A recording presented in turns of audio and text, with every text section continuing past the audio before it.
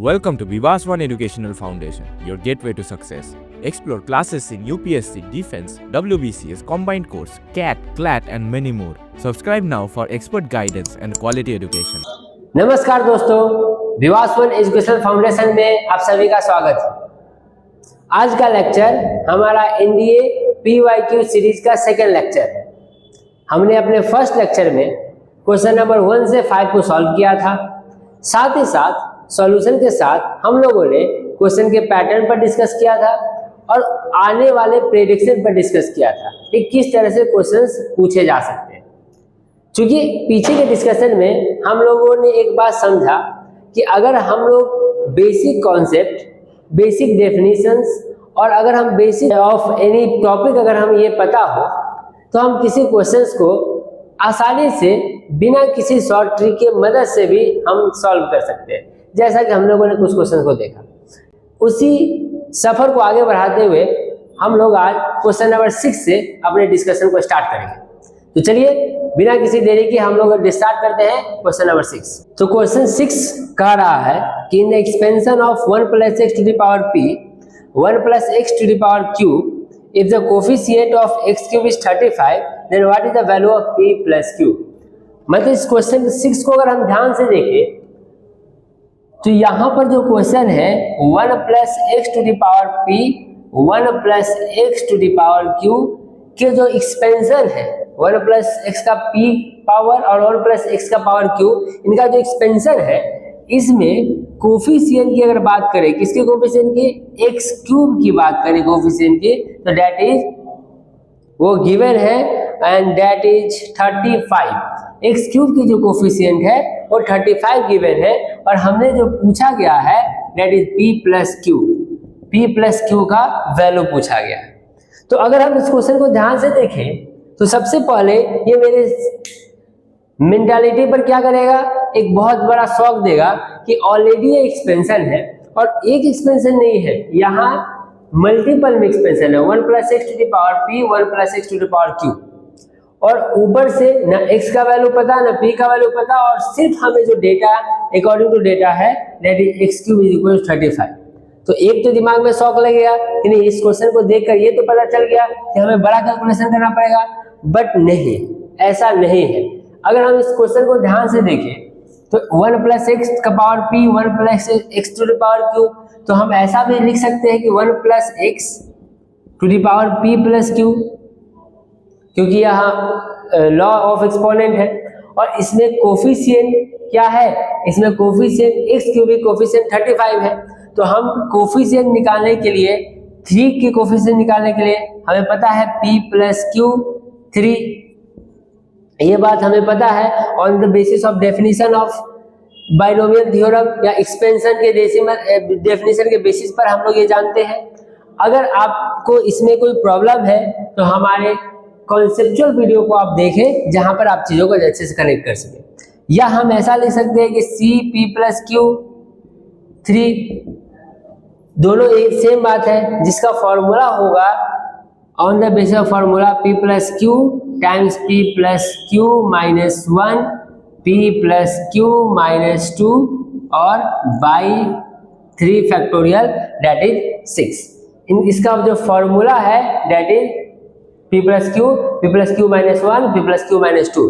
अगर आपको इन चीजों में थोड़ी सी दिक्कत आ रही है, आप क्या करें, आप हमारे कॉन्सेप्चुअल वीडियो बाइनोमियल थ्योरम का देखें, आप वहां पर इन चीजों को अच्छे से कनेक्ट कर पाएंगे। तो अब अकॉर्डिंग टू क्वेश्चन हमारे पास जो कोफिशिएंट है, हमारे पास जो ये कोफिशिएंट है, इसका वैल्यू कितना गिवन है 35। तो on the basis of this इसका वैल्यू 35 है। तो अगर हम ऐसा लिखें कि p + q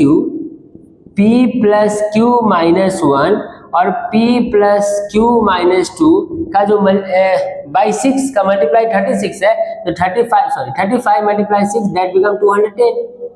ये हमें क्लियर हो गया कि 35 ये बाई उधर जाएगा तो 210। अब चूंकि यह जो है, अगर हम इसको ध्यान से समझे, यह जो है कंसेक्यूटिव है, जिसमें कि सबसे बड़ा पैटर्न क्या है p + q। तो हम यहाँ ऐसा कर सकते हैं कि 210 को हम 3 भाग में बांटते हैं जो कंसेक्यूटिव हो। तो अगर हम ध्यान से देखें इस पार्ट को तो 3 से 70 और 7 से 10, 2 से 5। तो अगर हम ऐसा लिखें 3 2 6, क्या हम ऐसा 6 मल्टीप्लाई 5 मल्टीप्लाई 7 ऐसा किया जा सकता है? ये करने पर क्या 210 आएगी? 6 5 7 210 आएगी? जी हाँ, बिल्कुल अपने पास 210 आएगी। और अगर हम इस तरह से सीक्वेंस को देखते हैं तो सबसे जो बड़ा नंबर है दैट इज क्या 7। ये जो अपने पास बड़ा नंबर है दैट इज हो जाएगा 7, और जो p प्लस q का वैल्यू क्या होगा अपने पास 7। So 7 is the right answer and the answer is option C. But यहाँ पर गलतियां कहाँ से होती है?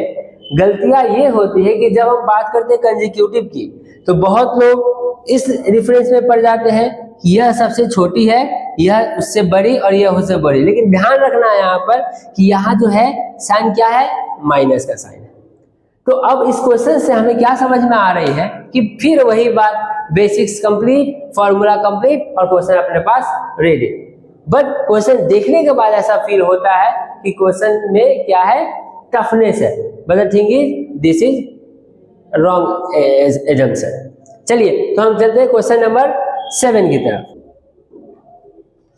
क्वेश्चन नंबर 7 है कि p times the p term of an AP is equal to q time the q term of q term where p is not equals to q, then what is the p plus q term is equals to? According to question कि p times p term is equals to q time q terms। किसी भी AP का p times p term q times q term यह जो है equal है, तो हमें क्या करना है? हमें कि उस AP के P प्लस Q टर्म को फाइंड करना है। अब यहाँ इस क्वेश्चन को देखते ही हमारे दिमाग में क्या आएगा? फॉर्मूलाज। हमारे दिमाग में क्या आएंगे? कॉम्प्लिकेशंस। क्यों कॉम्प्लिकेशंस आएंगे? क्योंकि हमें पहले AP के फॉर्मूला को यहाँ पुट करना पड़ेगा and after that we have to multiply it by P and after that आप क्यू के फॉर्मूला को मल्टीप्लाई करेंगे, क्यू से इक्वेट करेंगे और फिर हम उसको फॉर्मुलेट करेंगे। But our answer is very simple. कैसे? हमारा जो आंसर होगा दैट इज इक्वल्स टू 0। यह पार्ट क्या हो जाएगा? 0। वाई 0? क्योंकि जब आप इसमें बड़े प्रोसेस को क्वेश्चन को सॉल्व करेंगे तो आपको यह समझ में आएगा कि इसका आंसर 0 ही आएगा। और अगर कोई भी क्वेश्चन, चाहे दुनिया का कोई भी क्वेश्चन है, क्योंकि यहाँ टर्म p है, p के जगह n भी हो सकता था, तो जब n multiply that n term या m multiply that m term equal हो तो दोनों टर्म का जो प्लस है दैट इज ऑलवेज 0। क्योंकि हमने पहले बहुत सारे क्वेश्चन को ऐसा प्रैक्टिस किया है। हम अगर उस तरह से क्वेश्चन को सॉल्यूशन को देखेंगे तब भी ये 0 ही आएगा, नो डाउट। अगर कभी हम भूल जाते हैं तो हमें क्वेश्चन को सॉल्व करना पड़ेगा, तो हमारे पास आंसर 0 ही आएगा।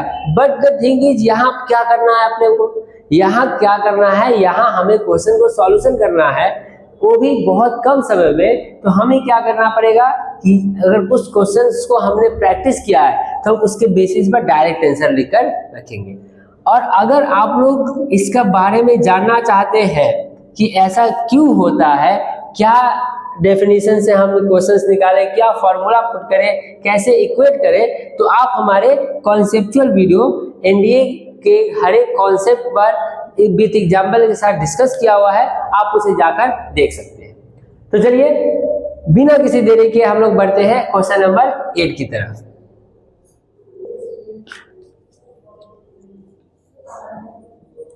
अब क्वेश्चन नंबर 8 जो है वो बहुत ही इंपॉर्टेंट क्वेश्चन है। इस क्वेश्चन के according let p is equal to logarithm x, let q is equal to log x cube, r is equal to x to the power log x to the power 5, where x is greater than 1, which of the following statement is are correct? The statement 1, p q r are in AP, p q r can never be in GP। अब यहाँ अगर हम questions को देखें तो यहाँ 3 term है या 3 स्टेटमेंट है। p is equal to log x, q is equal to log x cube, r is equals to log x to the power 5। और इसमें जो स्टेटमेंट है वो यह है कि जो पी क्यू आर है वह स्टेटमेंट 1 नंबर है। जो पी क्यू आर क्या है, एपी के फॉर्म में है, और स्टेटमेंट क्यू है कि पी क्यू आर जीपी के फॉर्म में कभी नहीं हो सकता, can never be in GP में नहीं हो सकता। तो हमें सबसे पहले दिक्कत क्वेश्चंस में होते क्या है कि जब भी हम किसी कॉम्पिटिटिव एग्जामिनेशन को देते हैं तो क्वेश्चंस बहुत ही इजी वे में होती है, बट उसका जो रिप्रेजेंटेशन है कुछ इस तरह से होता है जो बहुत ही डिफिकल्ट फील करता है। खासकर जब हम लॉगरिथम की बात करें, डेसिमल की बात करें, स्क्वायर रूट की बात करें, ये आपकी साइकोलॉजी को थोड़ा सा डिफेक्ट करता है, क्योंकि जैसे ही आपने लॉग देखा आपके दिमाग में एक अलग सा साइकोलॉजी क्रिएट हुआ कि यह क्वेश्चन डिफिकल्ट होगी, और जैसे ही आपने स्क्वायर रूट देखा आपके दिमाग में ऑलरेडी एक साइकोलॉजी पैदा हुई कि क्वेश्चन क्या होगी, डिफिकल्ट होगी। वहीं पर आप काम को क्या करते हैं, ड्रॉप कर देते हैं। खासकर स्टूडेंट्स जो हमारे क्लास 11 के हैं या 12 के स्टूडेंट हैं, जो उतने क्वेश्चंस को मैच्योरिटी से सॉल्व नहीं कर पाते या सॉल्व करने के बाद एग्जामिनेशन हॉल में जाते हैं, उन्हें क्वेश्चन देखकर डायरेक्टली लॉग देखकर उन्हें घबराहट हो जाती है। लेकिन अगर हम ठीक से लॉग के एक भी लॉ को फॉलो करें तो ये क्वेश्चन हमारे लिए बिना सॉल्व किए हुए हमारे पास कंप्लीट करके देगी। जैसे अगर हम लॉग का एक लॉ देख लें कि logarithm x to the power a that is equal to a times log x। इस अगर हम फॉर्मूला को अप्लाई करते हैं तो मेरे पास जो इसका पावर तो log x ही होगी, इसका पावर क्या 3 log x, और ये क्या हो जाएगी 5 log x। तो अगर हम अब इस दोनों टर्म को माइनस करें तो 3 log x minus log x, this become 2 log x, और इस टर्म को माइनस करें दिस बिकम 2। मतलब जो डिफरेंस है दोनों के बीच में कितनी है 2, और एपी क्या कहता है कि दोनों का जो कॉमन डिफरेंस है सब इक्वल होना चाहिए। तो यहाँ जो कॉमन डिफरेंस है 2 log x वो हर एक टर्म में मिल रही है, फर्स्ट और सेकंड टर्म के बीच में भी, सेकंड और थर्ड टर्म के बीच में भी। तो जो अपने पास पहली ऑप्शन है that is completely correct statement कि पी क्यू आर क्या है एपी में है। और अगर हमें क्या करना है, अगर हमें यह देखना है कि यह जीपी फॉर्म में है या नहीं, तो हम जीपी फॉर्म का डेफिनेशन को भी जानते हैं। दोनों का रेशियो फाइंड करेंगे तो पहला दैट इज 3:1, क्योंकि 2 स्टेटमेंट बाय 1 3:1, और यहाँ क्या हो जाएगा 5/3 डेट इज नॉट इक्वल, ये इक्वल कभी नहीं है, और सो दैट यह जो है जेपी के फॉर्म में कभी नहीं हो सकती थी। So our next statement is also correct. But ध्यान यहाँ एक और बात की रखनी है आप लोगों को, क्या कि जब भी क्वेश्चन में नहीं दिया हो वहां पर हम एज ए स्टूडेंट गलती क्या करते हैं कि हमारे पास आंसर आया, हमने फट से स्टेटमेंट देखा, बोला नहीं है, और हमने क्या किया इस स्टेटमेंट को गलत कर दिया। नो, स्टेटमेंट को ध्यान से पढ़ना है। ये ऑलरेडी ये बोल रहा है कि ये जीपी में नहीं है, और आपके पास जो आंसर है वो भी आंसर जीपी में नहीं है। तो ये जो अपने पास पी क्यू आर जो स्टेटमेंट है, स्टेटमेंट करेक्ट है, यह जीपी में नहीं है but the statement is correct. So that इस क्वेश्चन के अंदर में हमारे पास दोनों स्टेटमेंट करेक्ट है, and our correct option is both 1 and 2। दोनों ऑप्शन क्या है अपने पास करेक्ट है, क्योंकि यह जो है एपी के फॉर्म में है और यह जीपी के फॉर्म में कभी नहीं हो सकता। तो चलिए तेजी से हम लोग अगले क्वेश्चन की तरफ बढ़ते हैं, क्वेश्चन नंबर 9 की तरफ। तो क्वेश्चन नंबर 9 हमारे पास क्या कर रही है कि 9 is equal to 1/3 iota 2 iota 1 2 iota 3 iota 2 3 1 3 determinant form is equal to x plus iota y। तो the value of modulus z is equal to, हमें क्या पूछा गया है, यह मॉडुलस z का वैल्यू पूछा गया। तो अगर आपको ध्यान होगा, पहले मैं क्वेश्चन को एक्सप्लेन कर दूं कि अगर यह क्वेश्चन को देखा जाए तो इस क्वेश्चन में कोई ताकत ही नहीं है, हमें बस क्या करनी है, कैलकुलेट करनी है। यह क्वेश्चन हमारे पास यह बोला था कि अपने पास 1/3 और यह डिटर्मिनेंट के फॉर्म में है। जब ये डिटर्मिनेंट के फॉर्म में है तो हमें मॉडुलस ऑफ z चाहिए, ठीक है। अब इस क्वेश्चन में अगर ठीक से देखा जाए तो कुछ है ही नहीं, बस हमें डिटर्मिनेंट के फॉर्म में चीजों को निकालना है एंड दैट्स इट, बात खत्म। तो अगर हम यहाँ डिटर्मिनेंट को देखें, हम लोगों ने डिटर्मिनेंट के क्वेश्चन फॉर्मूला हम लोग जानते हैं और हम लोग उसको अच्छी तरह से यूज करना भी जानते हैं। मैं एक बार फिर से एक्सप्लेन कर दूं कि मैं जिस रो में से जिस एलिमेंट को लेता हूं उसका रो और कॉलम इंक्लूड नहीं होता, बाद बाकी दोनों का, इस दोनों पार्ट, यह दोनों पार्ट और यह दोनों पार्ट क्या हो जाता है, अपने आप में माइनस हो जाता है। क्रॉस मल्टीप्लिकेशन करने के बाद वो माइनस हो जाती है। अगर आप इसे आप लोगों को थोड़ा भी कंफ्यूजन इन टॉपिक्स पर, तो आप हमारे कॉन्सेप्चुअल वीडियो, एनडीए के कॉन्सेप्चुअल वीडियो को देख सकते हैं। वहां हमने कॉन्सेप्ट के साथ साथ सब एग्जांपल्स को अच्छे से किया है, और अगर वो वीडियो नहीं है तो हम लोग उस वीडियो को लॉन्च कर रहे हैं, we are in the processing. चलिए, तो अब अगर हम इस क्वेश्चन को देखें मॉडुलस ऑफ z फाइंड करने के लिए, तो सबसे पहले हमें डिटरमिनेंट का वैल्यू फाइंड करना पड़ेगा। तो अगर हमने यहां से ले लिया तो डायरेक्ट 3 3 जा 9 9 आयोटा -2, ये जो पार्ट हो गया 9 आयोटा -2, कौन सा, आयोटा का, आयोटा का 9 आयोटा -2। अब हमने जब दूसरा पार्ट लिया -2 आयोटा, 2 आयोटा के बाद 2 आयोटा हमने किया, तो 2 आयोटा के बाद 2 और 3, 2 3 जा 6 आयोटा -6, ठीक है। और जब हमने थर्ड पार्ट लिया, ठीक है, तो थर्ड पार्ट में हमने क्या किया, +1 और 2 आयोटा -9 आयोटा, ये जो हमारे पास वैल्यू आया। अब मैं इसे कैलकुलेट नहीं करूंगा, मैं इस वैल्यू को डायरेक्टली लिखता हूं। जब हमने इसको सॉल्व किया, इट बिकम 3 + 3 आयोटा, यह क्या आ गया, 3 + 3 आयोटा।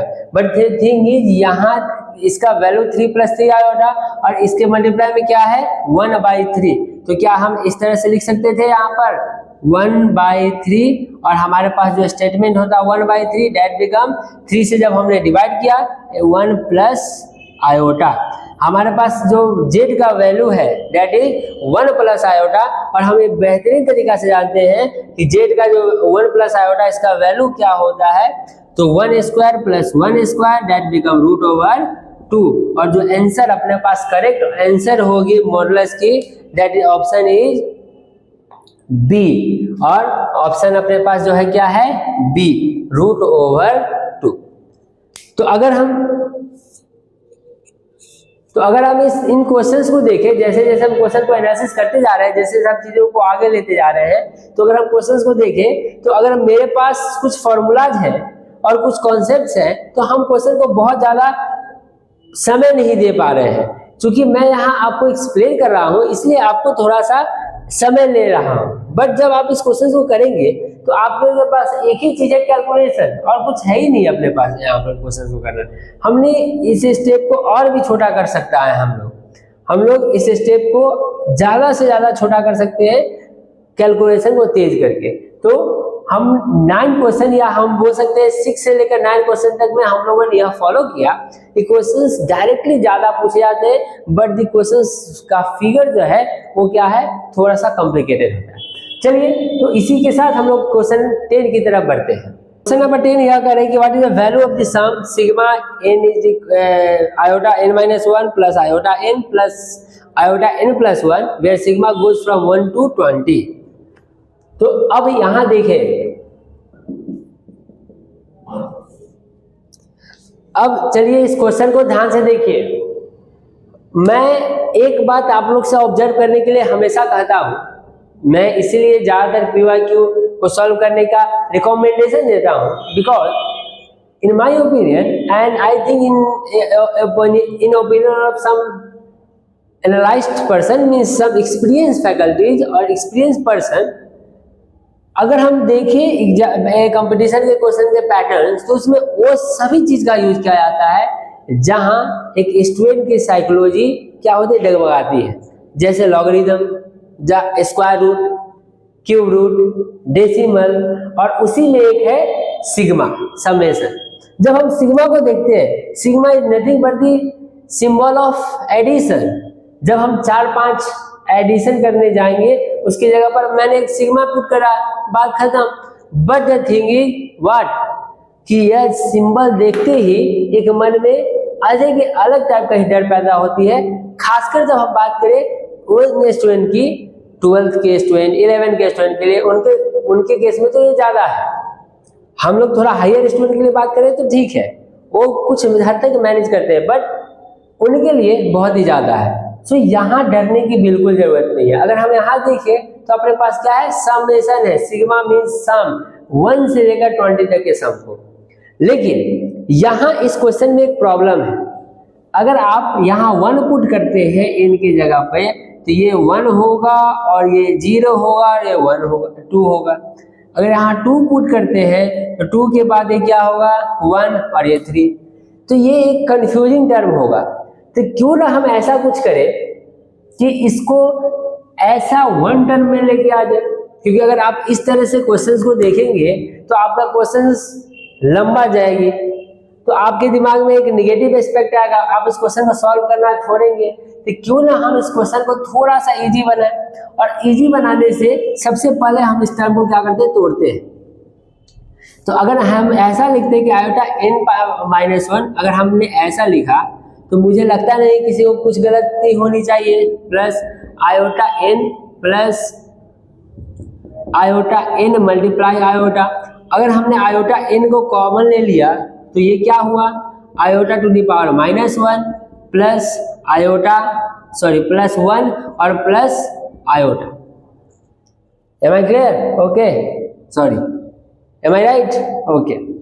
तो अब iota to the power n, और जब हमने इस क्वेश्चन को देखा तो iota 1 by iota plus 1 plus iota, और जब हम इसका एलसीएम करते हैं आयोटा के साथ तो 1 plus iota plus iota square. Iota square का जो वैल्यू है -1, तो -1 1 कट हो गया, बचा क्या, आयोटा बाई आयोटा, और आयोटा बाई क्या आयोटा 1 होती है, तो that become iota to the power n। अब देखिए इतना है बड़ा term, direct iota to the power क्या आ गया अपने पास, n आ गया। अब हम लोगों ने इसको बहुत शॉर्ट में, बहुत लॉन्ग में किया, हमें इतना कुछ क्वेश्चन करने की जरूरत नहीं है। हम डायरेक्टली देखेंगे iota to the power n -1, iota का पावर -1 बाई में 1, आयोटा का पावर n तो कुछ नहीं, यहाँ 1 और यहाँ पर क्या +1 मतलब आयोटा। तो डायरेक्टली हमें आंसर भी मिल जा सकती है क्या, इस पार्ट का। बट अपने पास क्वेश्चन यह नहीं पूछा गया है। अब मैं इस पार्ट की जगह क्या ऐसा लिख सकता हूं कि sigma n is equal to 1 to 20 और iota to the power n, तो मेरे हिसाब से बिल्कुल हाँ। अब ये बात ही क्लियर हुआ है कि हम लोग को क्या करना है, 1 से लेकर 20 तक को ऐड करना है, iota to the power 1, iota to the power 2, iota to the power 3। लेकिन अब अगर आप ध्यान दें तो iota to the power 1 2 3 4, iota का पावर 1 का वैल्यू आयोटा होता है, आयोटा का पावर 2 का वैल्यू -1 होता है, आयोटा का पावर 3 का वैल्यू माइनस आयोटा, और आयोटा का पावर 4 का वैल्यू 1। तो अगर अभी 4 का सीक्वेंस में देखें तो आप देखेंगे कि +1 -1 कट और आयोटा माइनस आयोटा कट, मतलब ये 4 क्या कर रही है, साइक्लिक ऑर्डर में लेके जा रही है, साइक्लिक ऑर्डर में। तो ऐसे अपने पास कितना है 20, तो जब 4 साइक्लिक ऑर्डर में लेके जा रही है तो हम डायरेक्ट क्या कर सकते हैं 20 से 4 मतलब 5 बार, मतलब 5 साइकिल बनाएंगे, और हर एक साइकिल के बाद जो आंसर क्या होगा 0, क्योंकि हम यहाँ देख रहे हैं 1 2 3 4 के बाद क्या हो रही है 0, तो आंसर दैट बिकम्स 0। तो आयोटा का पावर 20 हो तो इसका आंसर क्या हो गया 0, and the option is 0 B, option is B. तो हम लोगों ने देखा कि इस क्वेश्चन को हम लोगों ने और भी बेहतरीन रूप से कर लिया, हमें इतना बड़ा कैलकुलेशन करने का जरूरत नहीं पड़ा। But why? Because we know the concept and we know the formula. If we don't know these, it is very difficult to solve only single question of NDA or any other examination, especially competitive examination. Because हम लोगों ने 2 series मतलब अपने 2 lecture में यह discussion किया। Discussion करने के दौर पे हम लोग को ये फील हुआ होगा और उम्मीद है आप लोग को भी यह फील हुआ होगा कि हम लोग जो क्वेश्चंस कर रहे हैं यह हमारे बोर्ड पर बनने में समय लग रही है, बट इस क्वेश्चन में उस कोई खास जोर नहीं है। बस उस क्वेश्चन के पूछने का तरीका में क्या है, उस क्वेश्चन के पूछने का तरीका बहुत ही स्टैंडर्ड है। अभी तक हमने जब हम चीज़ों को कंक्लूड करें तो हम यह देखेंगे कि जो क्वेश्चन पूछा जा रहा है अगर हम उसे बेहतरीन रूप से समझ जाए तब हमारे पास क्या बनेगी, हमारे पास क्वेश्चन का आंसर करना बहुत ही आसान हो जाएगा। तो मैं इसीलिए बार बार सब लोग को ये आग्रह करता हूं कि प्लीज कृपया आप लोग क्या करें, क्वेश्चंस को पहले पढ़ने की कोशिश करें, क्वेश्चन को समझने की कोशिश करें। अगर क्वेश्चन आपको समझ में आने लगी तो आपको आंसर उसमें से ऑटोमेटिक ही आपको मिल जाएगा। चलिए, तो इसी आशा के साथ कि हम लोग अगले सीरीज में और भी अच्छे से डिस्कशन करेंगे और भी कुछ हम लोग अलग अलग टॉपिक्स पर भी चर्चा करेंगे। इसके साथ साथ अगर आपको इन चैप्टर्स के लॉन्ग वीडियो को देखना है, कॉन्सेप्चुअल वीडियो को देखना है, तो आप हमारे चैनल विवासवन एजुकेशनल फाउंडेशन पर इन्हें पा सकते हैं और आप इसे अच्छे से देखकर साथ साथ एंजॉय भी कर सकते हैं। और अगर कुछ भी आप लोग को ओपिनियन लगे कि थोड़ा डिफिकल्टीज महसूस हो रही है या आप लोग को ऐसा लग रहा है कि नहीं कुछ और अच्छे से वीडियो बना दिया जा सकता था या कोई डाउट है, तो आप कृपया क्या करें, कमेंट करें, हम लोग उसको एक्सेप्ट करने के लिए बिल्कुल तैयार हैं। चलिए, इसी आशा के साथ मिलते हैं हम लोग अपने नेक्स्ट लेक्चर में। तब तक के लिए धन्यवाद। Thank you for learning with Vivas One Educational Foundation. For contents like this, follow us on Facebook and Instagram today.